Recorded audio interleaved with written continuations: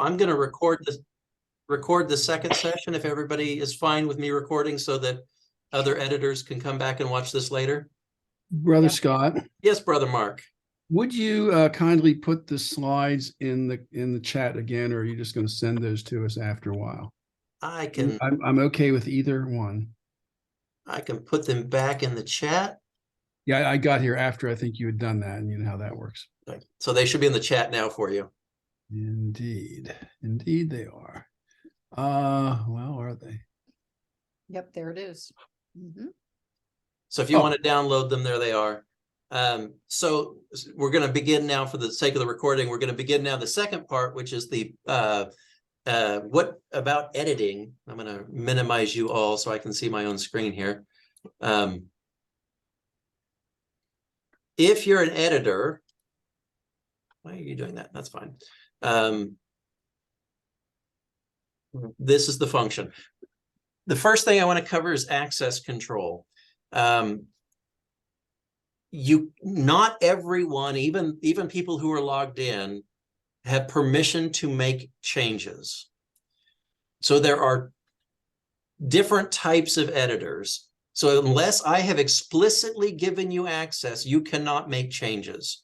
You can see everything. There is nothing in WADO that is hidden, except for prayers that we don't have licenses to. But you can't make any changes. The first category of editors are media managers, and media managers can add, update, or remove media from items. So like Sister Annie and all of her recordings of her saying the prayers, she can make changes to the media files, but not to the prayers themselves. Hmm. So if we wanted to give Brother George permission to record his hymns, him playing the guitar and singing his own hymns, he could attach those media files, but he couldn't actually edit his own hymns. So that's what a media manager is. The second category is editors, and editors basically have access to everything. They can add, update, and remove all content, including media. So if Brother George gets up to some nonsense and uploads a bad version of one of his songs, the editors can go in and remove it, as he's wont to do. So how do you get editing access? You have to call me or email me, and I will manually add you to the list. That's the long and short of it. Brother Jonathan Milek has been doing a lot of editing, cleaning stuff up, and reviewing everything.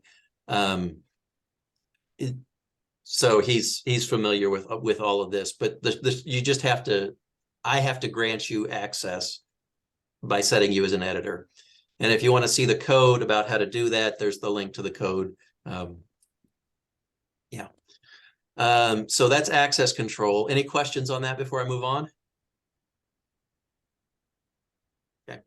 And we can create other types of access control if we have need. Say we want to give certain people the ability to edit commemorations, but not hymns. We can do that. We can do that if it's necessary. How do you edit a prayer? Well, basically anywhere where the prayer name shows up, you click on it, and that takes you to the edit screen for it. So if you do a search for the word Dayspring, you get, Come O Thou Dayspring, Come and Cheer, which is a hymn. Click on the name, and that'll jump you to the edit screen for that prayer. If you have edit links turned on in the main view, you click on the pencil icon for it, and that will take you to the edit screen. Or in any of the many lists where it's underlined like that and it's the prayer name, click on it, it will take you to the screen. Lots of different ways to get to the edit screen. And this is because there's different workflows. So the workflow that Brother Jonathan is doing, reviewing prayers, is different than the workflow I do adding prayers. And so we need multiple ways of conveniently getting to them. Search is probably the most cumbersome, but it's probably the one that people will start with as being comfortable. So this is what the edit screen looks like. It's got the title at the top. Day Dies Away is the title of this one. It's got the body here. If you are comfortable using Microsoft Word or any other word processor, you should be comfortable editing a prayer, the body of the prayer. I have very not fancy buttons for making you highlight a section. Oop, I'm going to go back. You highlight a section. You click the bold button, it makes it bold, italic, underline. You can undo your last edit. You can redo the last edit if you've undone it. Should be very comfortable for all of us who are used to working in Microsoft Word. It doesn't look like Word, but it functions the same way. So you've got the name of the prayer, the body of the prayer, the class of it. What kind of thing is it? Is it a prayer? Is it a hymn? Is it an antiphon? We'll come to why those are broken out in a moment, but that's how you select that. The author, you fill the author in. That can be, for members of the order, typically we do 3 initials. So Dan Benedict, his initials here. We also track the last person to edit it. So Brother John Mielek edited this, and the date and time that it was last edited. So on November 16th at 5 o'clock London time. And if there were a media file attached, it would be down in this area. You could see we could attach a media file down here. Whether we have a license to it or not, and whether it's been reviewed or not. If we don't have a license to it, it doesn't get displayed. So even if it is configured to be displayed, but the license field isn't checked, we don't display it. And then reviewed, when I converted the data from 1.0 to 2.0, I cleared all of the reviewed flags so that we would be intentional about going back through and looking at each prayer and making sure that it was still well formatted and everything. And what Brother Jonathan has been doing has been going through, looking at everything, clicking the review flag. So we're sure to get eyes on everything at least once. And then what I propose that we do is every 3 to 5 years, we clear all the review flags and go back and make sure, re-review everything, just to make sure everything is clean and kosher. And then the associations, which I'll come to later down below. Once you make any changes, you have to click the save button. It is not saved until you click the save button. Most things in WADO, the minute you make the change, are made. On the prayer edit screen, you have to click the save button. And then you will get a toast notification that says saved prayer and a string of gobbledygook. The string of gobbledygook is the internal ID for that prayer. You will never need to know that information. I should put something prettier there, but that was for me to make sure that the right ones were being saved. So make sure you click the save button after you make any edits. So that's the point of that. So why do we have different classes of things? Well, because hymns have additional data attached to them. If you switch it from a prayer to a hymn, suddenly you can add the hymn tune and the meter. Mm-hmm. And now we can search by hymn tune, or we can search by meter. So if you want to know all of the hymns that are in common meter double, we can do that. Or if you want to know all of the hymns that Forest Green is the recommended hymn tune, we can do that. It's easy. So that's, the additional information there. So as you can see, this one we have a license to it, but it's not been reviewed yet. I was the last one to edit it. We credit it as Charles Wesley in 1747, but we switch the class to him, we get more data available, different sets of data available. So back to using the editor for editing the body. If you're used to using Microsoft Word, this should be fairly easy. The red buttons at the top allow formatting. You just click in the area and type. You do enter or return, enter on a Windows computer, return on a Macintosh, to start a new paragraph. Now, a paragraph has spacing above and below. If you don't want a paragraph break, but you just want a line break, shift and enter or shift and return will do what's called a soft break. And that's where you want to do when you want to start a new line without putting a space between the lines. Amen. So shift and enter or shift and return. Since we do our own margins on a lot of these things, we do soft breaks. Be sure to use a soft break rather than just a regular enter. If you come back to the previous screen, each of these lines is broken with a soft break, a shift enter. Between the stanzas are the full paragraph breaks. So, questions on that? Okay. Shift enter is your friend. This seems to be the consensus, and I've been putting things that don't fit into this pattern into this. Amen goes as on the same line as the closing of the prayer. Amen, amen. And Brother Brendan's giving the thumbs up.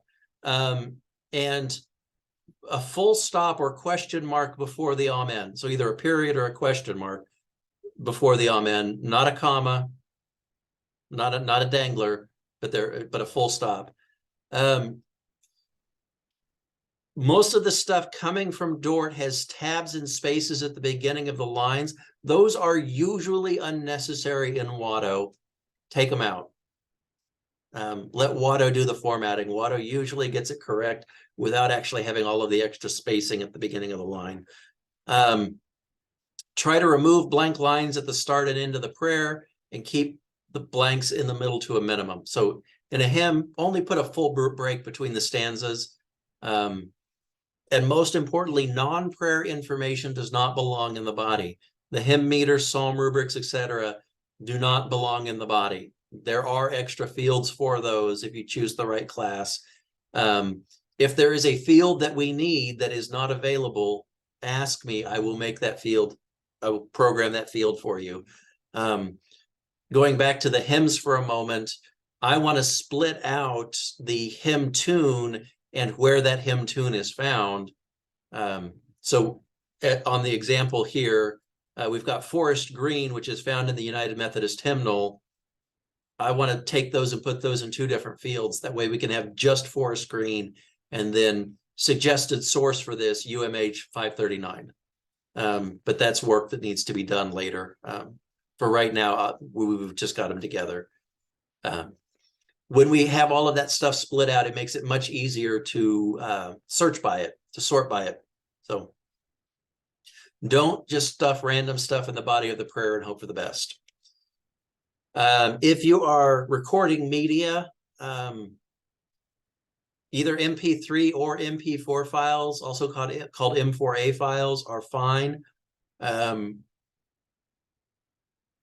can do a whole tutorial on the best way to record.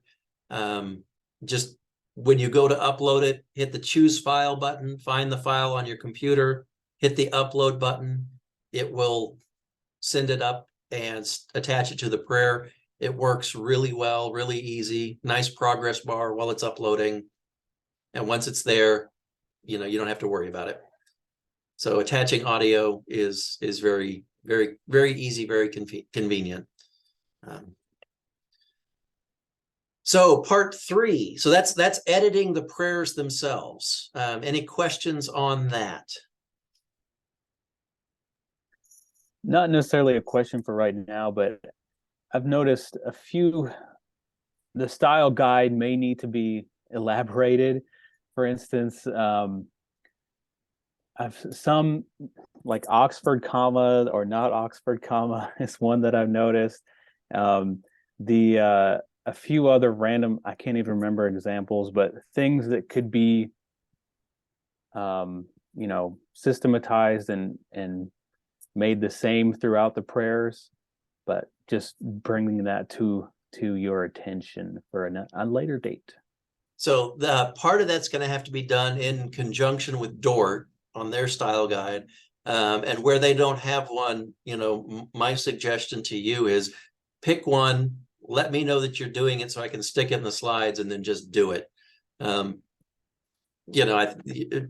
take thou authority, right? Sounds good. So part 3, editing when prayers are displayed. So the next slide is necessary because someone will say, why did you make this so complicated? And my answer to that is because it is complicated because it is complicated, not because I made it so. Time in the Christian calendar is ridiculously hard. It is seriously, seriously hard. If you want this thing to be anything more than, figuring 3 months out, it is hard work. A full third of the Christian calendar isn't fixed to the secular calendar. In a 365-day year, there are 420 possible date points. And whenever you want to calculate something on the Christian calendar, you have to calculate the lunar cycles, which involves calculus, and I am not kidding. This is hard work.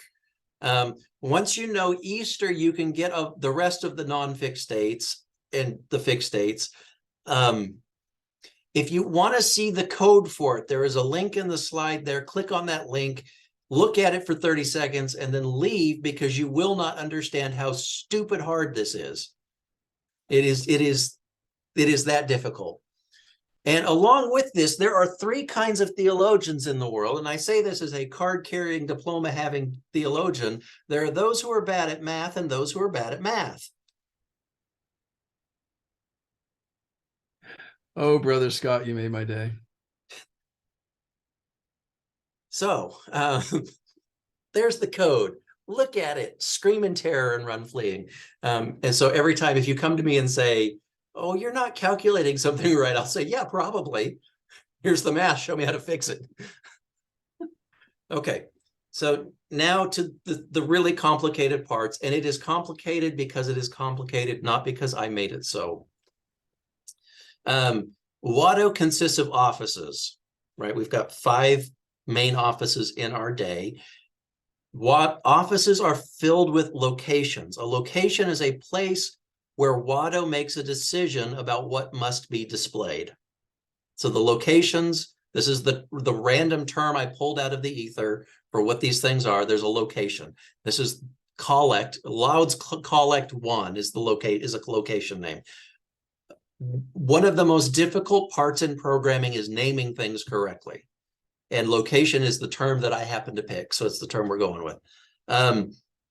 Locations and lections are similar. Lections are much simpler than locations. A lection is a point in an office about when a scripture passage, either a psalm or a reading, must be displayed, and they are much easier. Locations have all kinds of extra logic that goes with it. Also within an office are rubrics, silence, and fixed elements. These are things that never change. So at the top of each of the diurnal offices, it says at this hour, something, something, something. Those never change. Those are fixed elements. Points of silence, rubrics, those all stay the same. If you want to see an example of one, you can click on this link and it will take you to one of the offices. The thing that I call a prayer is a type of, I needed a name for something, and prayer was the first thing that I came up with. So that's what we went with. We can call it an item as well. But prayers, collects, hymns, antiphons, psalms, all of these are prayers. You'll notice psalm fits both in the lection bucket and in the prayer bucket. Because they do both things. They function both ways. All of these things I call prayers. Just go with me. It's a generic term. There's a specific prayer. There's a generic prayer. The generic bucket is prayer. An association is the glue that connects a prayer with a location.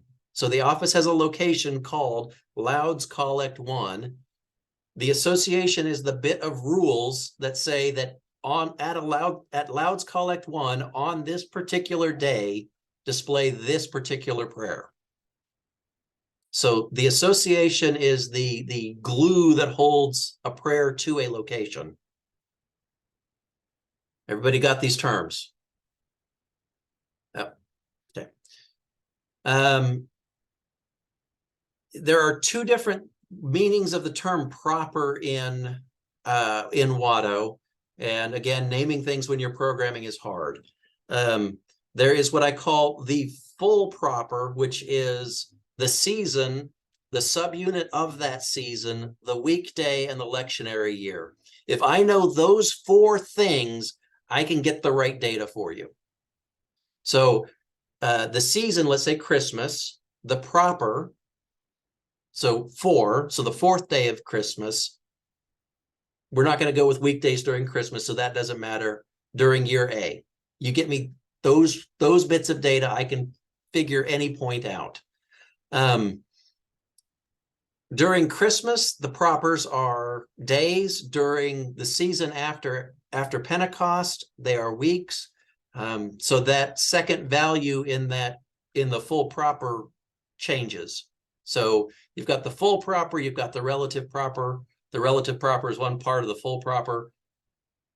It's all a big, convoluted, complicated mess. So you get me four. Basically, the short answer is I need 4 data points to know what to display. Season, subunit of that season, the day of the week, and the year, A, B, or C. So here's a graph. Go ahead. Yes, Sister Jeanette. I'm back on location. When I click on tools and I click on location list. Yes. I tapped the location and it came up with a whole laundry list of things I could choose. So it forgiven. The prayer is we are forgiven people. The calendar date is any. Yep. Season is any. Proper weekday lectionary year is any. Yep. But the weight says it's number 1. What is the weight? We will come to that at the very end because that is the least important thing. Okay. Very good. We will talk about the weight at the very end because that is just absolutely unimportant except for all very, very rare corner cases. Okay, very good. Thank you. So the lectionary list tool under the menu options will show you all of the locations, or the location tool will show you all of the locations, and you can browse through that way. And in fact, if you're doing the hardest part of WADO, which is what we're talking about now, that's the primary tool to use. Okay. So an office contains static elements, and I did them in red for rubric here. It also contains locations. Locations are connected to prayers by associations. For your visual thinkers, this is a visual diagram. This is literally the text from one of the offices. This is from Sext. You can see that there's static elements during it, and then there are locations in it.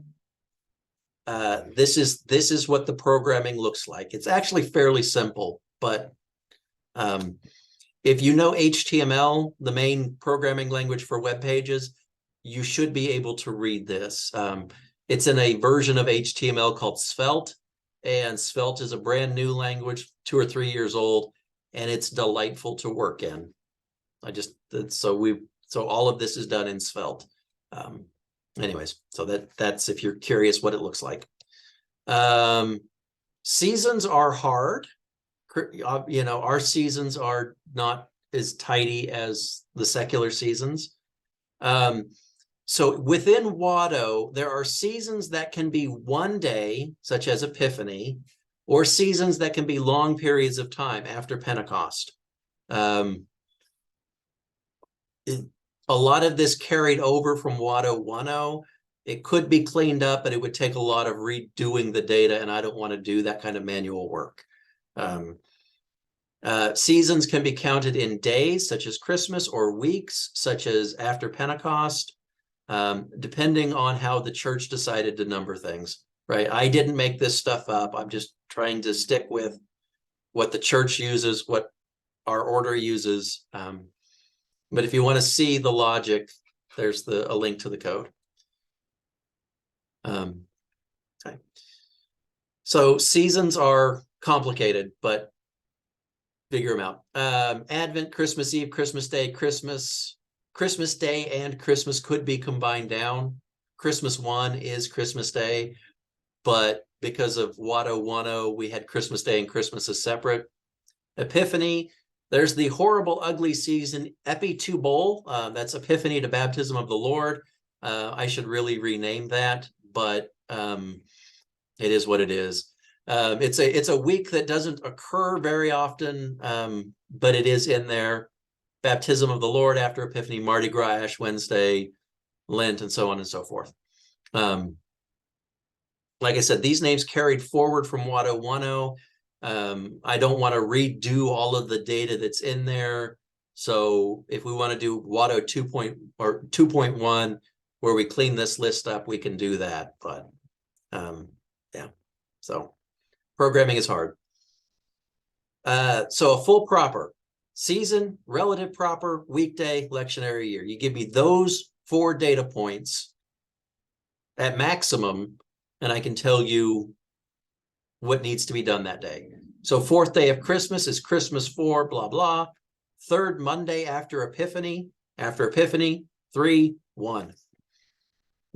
Sunday is 0, Monday is 1, programming is hard. If you want the 9th Thursday after Pentecost year C, that is after Pentecost 9, 4C. You give me those 4 data points, I can give you anything you want. So it's very optimized, very clean. But this is the internal language that WADO uses. You see me rubbing on my screen. You can't see that, for determining what to display when. Okay. So Sister Jeanette a moment ago talked about the location list tool. So here's how the logic works. On this list, if you go to any point in the location, any location in the location list, it will show you all of the prayers that are associated to that location and how. So if we go to Compline Hymn, you'll see that we've got 4 different prayers associated with Compline Hymn. It should be much larger, but it is. But this is what was done previously. Start at the top and work down. When you find something that matches, you're done. So if we were in after Pentecost, there is only one option. Well, there are 2 options, actually. We start at the top and we start at season. So we're going to ignore the calendar date option for now. The season is Advent? No, this season is not Advent. So we're just going to jump right over. This is season Christmas? No, the season is not Christmas. We're going to continue on to the next one. The season is after Pentecost. Oh, okay, we found a match. All right. So now we start moving to the right. Does this thing match today's proper? This is proper 3. I'm being hypothetical here, right? Does this match? Any. Oh, okay. So any matches proper 3. So that works. It's a Thursday. So does the weekday match? Any matches Thursday. So that matches. Any matches the lectionary year. So that matches. This prayer matches for what we're looking for. So that's how we picked that one. If we have in the view show alternates turned on, we will continue looking for other matches. And so the next one down, God who made earth and heaven, also matches. Always flow top to bottom. And we will present up to 5 alternates if that checkbox is turned on. So we keep digging until we get up to 5 or we run out of options. So if we don't have that turned on, then we stop at 1. We get the one we need and we're done. So but we found our match and we're on to the next one. I just talked you through this slide without having this slide up, but there it is. The way this sorts is the more precise options are always sorted higher. So the any's tend to fall to the bottom. The more precise options are higher up, ordered by season, ordered by proper, with any being a catch-all at the bottom. So yeah. So how do you edit this stuff? We'll come to that in a moment. Well, let's do that now. Are we clear on how this logic works? Or at least got a feel for how this logic works? It takes a little bit of playing with, but once you play with it, you can start to figure it out. Yeah, we'll be here for longer than 5 minutes, Jonathan. Thank you.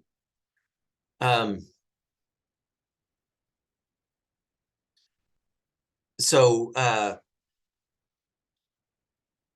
you can add associations from this screen, the big add button down here at the bottom. So if you want to add another prayer to this screen, you click the add button and it will give you the dialogue. You can edit or delete the association data in here. Let's say we wanted to change this to proper one. This hymn only matches on proper one. We could make that change on this screen. We could also remove it if this is incorrect, all that. Or if you're on the edit screen for a prayer, you can see where all of that, where that prayer is used, in which locations, and what the associations for that location are. This is the really complicated part. This is the part that takes getting your brain around. So we've got two different ways of viewing and editing this data. You can look at it from the vantage point of the location. These are all of the times, these are all of the prayers associated with compliment hymn, or these are all of the locations that this prayer is associated with. It's the same data. It's just two different ways of looking at it. If you change it on this screen, it will update on this screen, and vice versa. So it's about workflow. What are you trying to accomplish in this moment? I want to see where this prayer is used. I'm going to go to the prayer, or I want to see what's used at this location. I want to go to the location screen. So if you have the show edit links turned on, and you notice that it's not displaying something that ought to be displayed for today, because you've got the WADO documents printed out, you got the DORT documents printed out in front of you, you can add directly from the main view. You can click the calendar icon right here and fill the data in and fix it on the spot. So for those who've edited WADO in the past, you would all be applauding very loudly, because this is the quickest way to do the work. Go to the date and just add it. It'll be very quick. It should be very quick to do this work now, having done several of these. So this view is useful for when you're working from the DORT documents. So when you click the add button on any of those screens, it brings up this, what we call a dialog box. It pops up over the top of whatever you're doing, and it's exactly the same from any of them. Some of the stuff will be filled in automatically based on where you're coming from. But this is what I need to know to set up an association. So we fill in the location. You type the name of the prayer, and it will pull up a list so you can search for it. And then you fill in this common row, this row, and you're off to the races. Click confirm and you're done. This is the hardest part of WADO, and this is where the bulk of the work will be. But you fill it in there, and this is 10,000 times easier than 1.0 was to do the work. Okay. Next, another massive improvement over 1.0 is 2.0 has much tighter guardrails, and it will not let you do insane things. WADO 1.0 trusted that you knew what you were doing.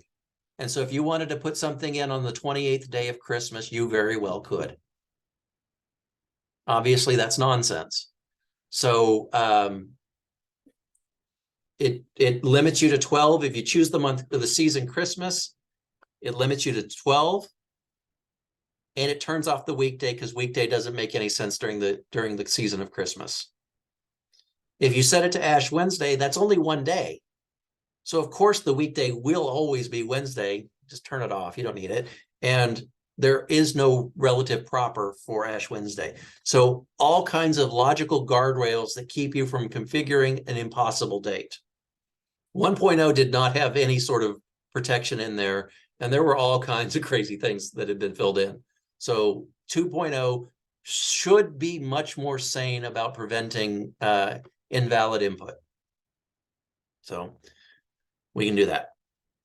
You'll notice this field down here for fixed date. These will be very rare. For the most part, I don't want anyone to put fixed dates in, except for feast days for all the saints. For our commemorations, those kind of have to go on fixed dates. So we will use fixed dates for those. But for anything on a floating day, such as Christmas or Epiphany or whatever, use the other values. So the weight, back to Sister Jeanette's question. If the user has show alternates turned on, or for one of the locations that displays multiple results. So on some of the collect screens, I'll display 5 different collects, and the person reading can choose between them. This is where the weight kicks in. This is that last value in there. Lighter numbers with a lower weight are displayed first, and heavier numbers are displayed later. So if you have 2 identical associations, but one with a lighter weight on it, it will rise to the top, and the heavier ones will be displayed later. So we've got a couple of them. The Canticle of Simeon, I think, is an example where we've got one pointed for cantillation and one not. And we display the one pointed for cantillation. If you turn show alternates on, the one not pointed for cantillation will show up as an alternate. But we guarantee that order by setting the weight on the not pointed one as being higher than the weight on the pointed one. Like I said, this is the esoteric fine-tuning, stuff that kicks in very rare circumstances. But there are cases, if you've got multiples that are all any, for example, and you don't want it to be random, set the weights. Brother Scott? Yes, ma'am. I'm looking at location, Vesper, heart word, but heart word is spelled incorrectly. It says here word. Can that? Yes.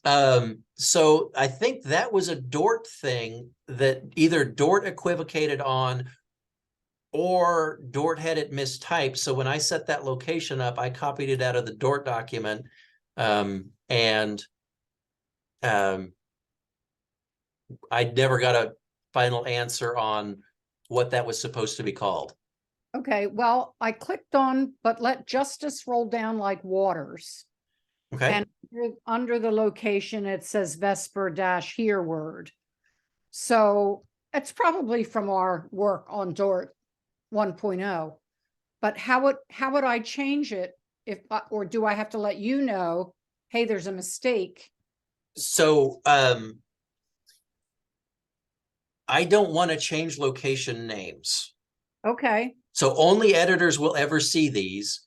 And if we change it, then we have to do data revalidation on all of them. Okay. That So sounds good to me. My suggestion is we just ignore that one. We just let it be incorrect. Okay. Because end users will never see it. If it really drives someone bonkers and we want to change it, then I can go in and manually do it. It'll just take a couple hours. Oh, gee whiz. Okay. Yeah. Yeah. Changing location names is not easy. It's those are pretty embedded. Well, we will continue to call it Vesper here word. Works for me. I think at one point that came from hear what the Lord is saying. Yeah. And then it got changed to heart word. Yes. And I wasn't, I was working off a very early version of that. Yeah. Yeah. It's always been heart word from Zinzendorf's thing. So wherever it came up as here word, it was a misprint from early on, but it should have been heart word. We're going to have a discussion in Dort about what we're going to do with heart words in WADO. We didn't have that discussion yet, so. Yeah, we need to talk about what to do with heart words in WADO now that the lectionary is different, because all of the heart word information now no longer matches the new lectionary. The place that Heartword still works is in the brief form that's in Lucan Book of Offices. Right. And for all the saints. There it makes sense. Right. I suspect we won't follow through with it in WADO, but that's not my decision to make. Yeah. Okay. Well, you are the WADO leader, so we'll see. We have several options in front of us. We'll figure out what we want to do. Okay. I think one solution is we come up with a heart word for every single possible lectionary reading, which is a whole lot of work, or we kind of set it aside. Yeah, it's fine with me to set it aside. Absolutely. Yeah. Yeah. But Thank changing, so the long and short of that is changing location names is a lot of work, Too difficult. Thank you. tedious. Yeah. Yeah. Okay. But other than that, yeah. But you can see, so let me switch what I'm sharing. So this is the screen we're talking about, and this is an excellent one to see how the association logic works. So we've got 2 for Advent, and they're all any. So in reality, it will be random which one of these matches at any day during Advent. Right. Because they're completely identical. So what I would recommend doing is setting the weight on one of them so that this one matches, but this is an alternative. So now it is no longer random. If I go back, you 50-50 shot of which one's going to show up. Now, Christmas Day is here. Christmas Day really should be removed, and it should be Christmas 1. But again, that involves going back and revalidating all of the data. I don't really want to do that work right now. So we're going to leave Christmas Day. If you set something to Christmas 1, it will match Christmas Day. But we're going to leave it as Christmas Day for now, just because that's easy. But so long as we know that Christmas Day and Christmas 1 are the same thing. But we're going to start our season. Let's look for today. We're going to scroll, not Advent, not Christmas. Okay, we're in after Epiphany. All right. Any week after Epiphany. Okay, we're any week after Epiphany, but it's not Wednesday. So this one doesn't match because it's not Wednesday. This next one here, oh, it doesn't match because it's not Thursday. Doesn't match because it's not Friday. So what do? We keep digging, right? And it's not going to match any of the other seasons, but it will fall down and hit the placeholder. So this data is incomplete, and there's not an after Epiphany any. So we can't match after Epiphany. We're going to fall down to the very last one, which is this placeholder. So one thing I recommend is that we have something that is all annies all the way across on every single location for these circumstances where we've missed something. It'll catch the things we've missed. So this one's, having an any at the bottom, a catch-all at the bottom is always good. So here, yeah, best practices, always have a catch-all. Always have something that catches everything, just in case we miss something like we did in the example we just looked at. Don't use fixed calendar dates unless absolutely necessary. The exception to this is the feast commemorations. Those are always fixed. Calendar dates are the right way of doing those. We have one prayer in there. Oops, sorry. One prayer in there that is programmed to Christmas Eve. It is literally on December 23rd. The only way to do that right now is using a fixed calendar date. It's fine. I mean, that's what we got to do. And if you want to see the list of all potential propers, the way to do that is to pull up the lectionary list, and that will show you all of them, all of the potential ones and the names for them. So that lectionary list tool took me a solid week and a half to write, because of all of the various, I did big math on that. And that's why it's so slow. It's because I'm actually calculating each individual potential outcome. So it's ugly, but it works. Okay, section 4, the lectionary editor, talking about this monster. This is completely new to WADO 2.0. This is the reason WADO 2.0 exists. It is slow. It does a lot of math. It finds each and every possible date on the calendar. Yeah, so that's about 420. I think it's 419, 421, something in there. Potential days. Each day has 2 psalms, 2 readings, and 2 titles. So 6 data points. And yeah, so the reading, as I said before, is fetched from Oramus. So there are no typos. There are no typos. I promise you that. There are some weird spacing issues, but I'm working on those. Yeah. So it's very easy to use. So like it says first Tuesday of Advent here under my cursor. If you have editing permission, you click on that and it brings up this little dialogue and you just type in your information. You type in the morning psalm, the morning reading, the morning reading title, the evening psalm, the evening reading, and the evening reading title. This has all been provided to me by Dort for year A. And I have put it all in. Just repeat it. Just do that 419 times. It took me several days to do that, but it's done. And that's all you have to do the editor. It will go get the information, bring it back to WADO, and store it. Use the full book name. Use colons between chapter and verse. If you've got readings that are separate, that are broken into parts where you're skipping around, use commas. If that comma goes between the chapters or between the verses, you can do any of these complicated formats. If you are switching books, only if you are switching books do you use a semicolon. And this comes from Oramus's restrictions. I wrote a very complicated parser, probably the most difficult bit of code that I have written in 10 or 15 years to parse these biblical references. It is hard work to get this cleaned up. Use hyphens, not em dashes, not n dashes, or any other variation of dashes. Use a hyphen. That is the one by the plus key on your keyboard. One space between things, no space after a comma or around hyphens.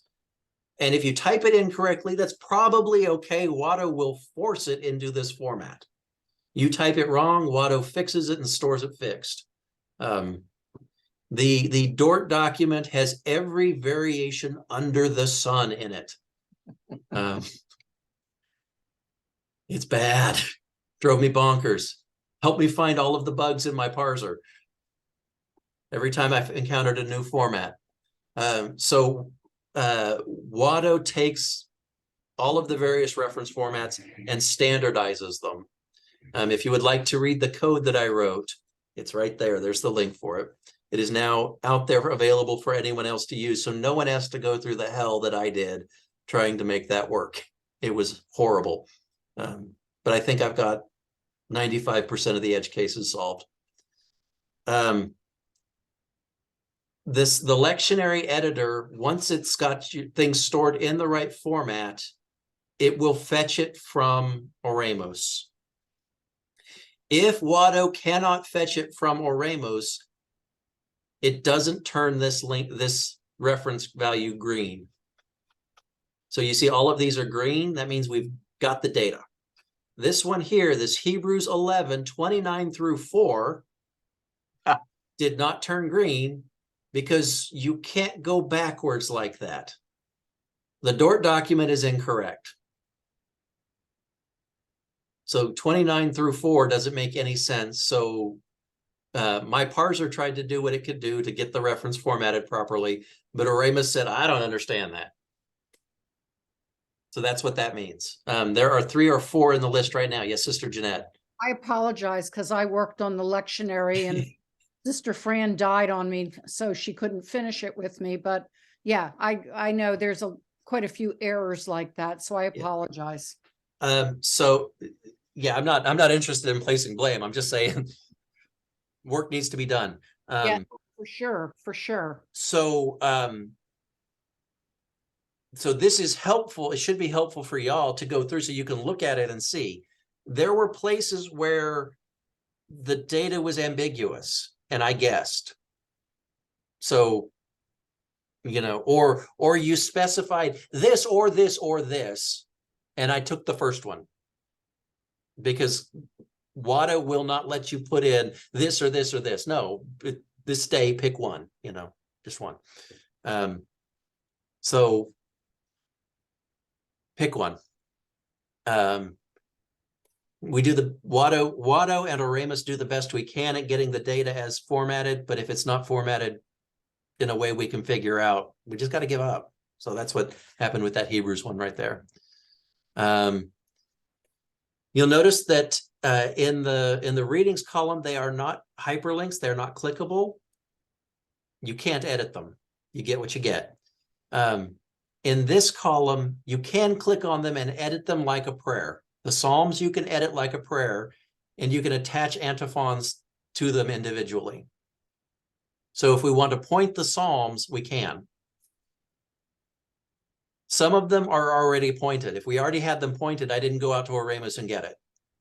So the ones that were already pointed are correct. The ones that were not pointed, I just pulled the raw data from Oramus, and we got to point them. So I think about a third of them are already pointed. The rest of them are not. So, you know, we've got work to do. So my suggestion to Dort is, as years B and C are being developed, I'm assuming they're still in development, use this, use the WADO lectionary editor to do your work. Put your data in here, because I will fix the formatting. I will make sure that it's consistently formatted the whole way through, and that it's reasonable, that Oramus is going to give us a proper response for that. So you don't have things like Hebrews 11, 29 through 4. And it's a single place to do your work, and you're not passing around multiple documents and hoping that you've got the right revision. You've got one place where everything is centralized. Year B is ready to come to you. Okay. I think. I mean, I would wait to see if we can find anything else wrong, which I'm sure we can, but maybe you can find it better than we can. I'm not sure. I think as you put it into this, you will find those ambiguities and those inconsistencies. And yeah, I'd rather not spend 3 days copying and pasting these values again. If somebody else wants to do it, I'm happy to let them. Yeah. But this is a central place where everyone can see, everyone agrees that we've got the right version, because this is the version that's in the database. Yeah. So, all right. So any questions about anything so far before we move on to the great things of the future, eschatology?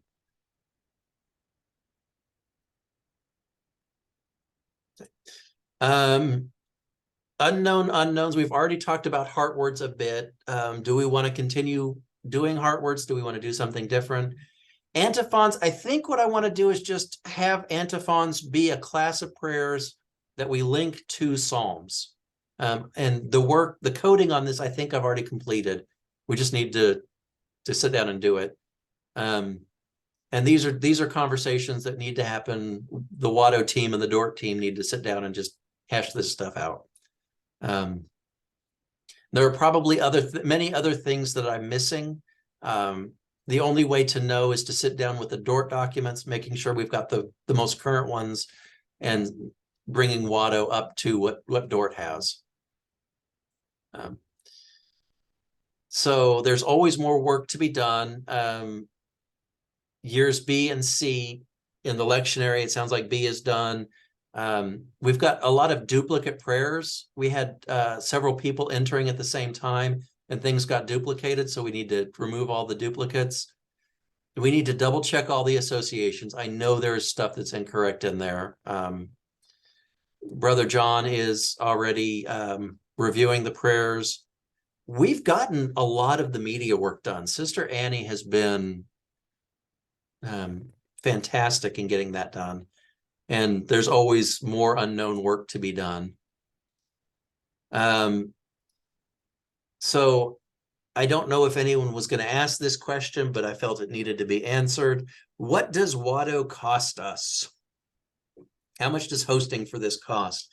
We've been averaging 3 cents a month in hosting fees, which I think is more than reasonable. Google has a generous, so it's programmed in an environment called Firebase, which is Google's application development system, and it has a generous free tier. So up to a certain point, it's just free. And we are always well within the free tier. So we get 50,000 reads from the database a day. If we were hosting something like TikTok, that would last about 30 seconds. For our usage, we never get above 5,000 or 6,000 reads in a day. And that's with me doing editing work and testing and whatnot. On 2,000 reads in a day is a good day, So we're not anywhere near our free tier. As more media gets uploaded, we have 5 gigs of free media storage. As more media gets uploaded, we'll cross that tier. It's cheap after that. If we cross the 50,000 reads a day, it is 6 cents per 100,000 reads. So it is not expensive. So even if we went well over our free tier, we're still talking pennies rather than dollars, The average single office load, so if you just go up and pull up louds, it's probably about 20 reads, which is reasonable. The lectionary editor is 420 reads for each time you pull it up. So that can get expensive in a hurry. But even when I was testing it and reloading, I never crossed the 50,000 threshold. So I don't foresee that being a problem. At the time I did the slides, it was about 1,000 reads a day if no one was editing. So that's just the background noises, that. We can pre-cache the data into all the clients. So that normal usage costs about 0 cents, 0 reads. It wouldn't be difficult, but I think it's overkill at this point. If we get into a situation where it's costing us, real money, then we can do that kind of solution. But for now, it doesn't cost us anything. This is just a breakdown of our usage versus the free tier. This Firebase functions that shows 364 here. This is calls to Oremos. So whenever you change something in the lectionary editor, it runs a background function. We get 2 million of those free a month. Beyond that, it's pennies per 100,000. We're never going to get anywhere close to that. So, basically all this is me saying is it doesn't cost us anything to run this. I don't know that Google's ever actually sent a bill. So No. Yeah. Well, they would send it to me, and I've got another project that's costing me about $20 a month. So, they might roll the 3 cents in with my $20 a month, but is that for us? What's that? 20, is that for us? The other? No, that's for me. That's out of mine. Okay. That's unrelated to OSL completely. So, okay. Because if you need anything, you let me know, because this is important work. We want to support. Yeah, yell me about 9 cents. Yeah, is that right? Yeah. All right, I'll consider it part of my gift of the order. There you go. Okay.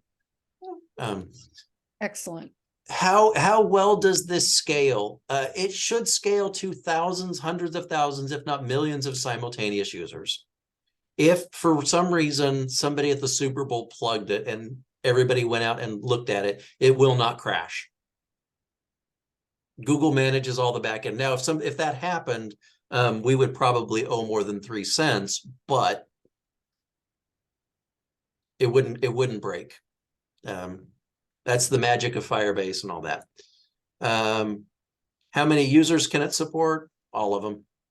I mean, yeah. I think even if everyone in the order were using it 5 times a day, every day, we would still be in, $1 a month hosting range here. So. Yeah. Wonderful. So. Thank you so much. I mean, this is so informative. I know I want to try to use WADO for our next chapter meeting because I'm in charge of worship. And so I talked about maybe we'll just go online because we're still Zooming and somehow use WADO rather than the Red Book and see how it goes. So we'll see if I can get that accomplished. So it's good information. I have a question for you, Brother Scott, but I will email you and when we're concluded. Okay. Okay. All right. Anything else before we're done? Brother Dwight, as our I will be writing Brother Scott about some concerns, but I think it's better not to bring them up here and to put my oar in directly there. We are planning a DORT meeting with the Spring Council to raise some of these. Some of them, though, like the hardware, I'm considering we just do an email consultation because I don't think we're going to have to wait that long to pick that up. So okay. I'll be back. I have to confess, I'm just amazed at all of this, and I guess 2 things. One is I'm completely overwhelmed, and 2 is I can't believe how much sense it makes in terms of our being able to access it at this point. It isn't that I look at it and said I can never do this. I look at it and say, yeah, I can get acquainted with this and do it. I'm not there yet, but that'll help. So Okay. okay, thank you so much. You're Yes. very welcome. This was recorded, right? Because Yes. Abbot Elizabeth really needs to hear this discussion, partly for the issues that are involved at several points. So it's wonderful to have it revived. I had given up hope. No, brother Daniel has been using it every day. I've been using it every day. Several people have been using it every day all these years. It's not been dead. It's just it just didn't need any attention. So that's right. And exactly. So. Yeah. So my hope is that as we gather for chapter, or when we go to the spring council meeting, not chapter meetings, council, and also in the fall, that we will be using it for at least the diurnal offices. My intention is to have us use a lot less paper when we gather together. Yes, that would be nice. Boy, we are dependent on that paper, though. We love our worship books. We do, and I'll still create them, but I'm going to try really hard not to print them. Well, I always like one to put in the file for the archives. Mm-hmm. I always take 2, one for myself and one for the administrative files. Because I think it's important that people see how we've organized our worship. Because it's done so effectively.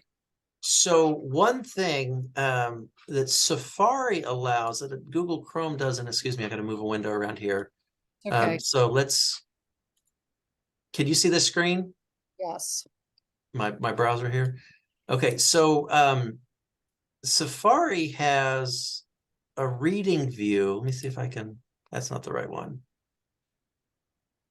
View, show reader. So if you just go into show reader on Safari, now this doesn't work on Chrome. Mm-hmm. I mean, look at that. Oh, wow. Okay. Everything goes away. It becomes a very clean, easy to read view with none of the overhead. Yes. I mean, the links for playing the media files are still there, but so, that makes it easy for printing and Yeah. whatnot. Yeah. Okay. Thank you for that. All right. Well, thank you, Brother Scott. You are welcome. I'll get this recording posted for Abbott and Elizabeth and everyone else who wants to watch it, and we'll go from there. Okay. And your ministry's going well? It is. Yeah. Yeah. I mean, my parish is recovering from COVID. Got us very hard. Yes. Oh, And so my new charge is just trying to remind them that they are worthy of love, which they have forgotten. yeah. I think all the churches are going through that. So I pray for you and your leadership there. So thank you. All right, everyone. See ya. All right. Blessings. God bless. Yeah. All right. Leave.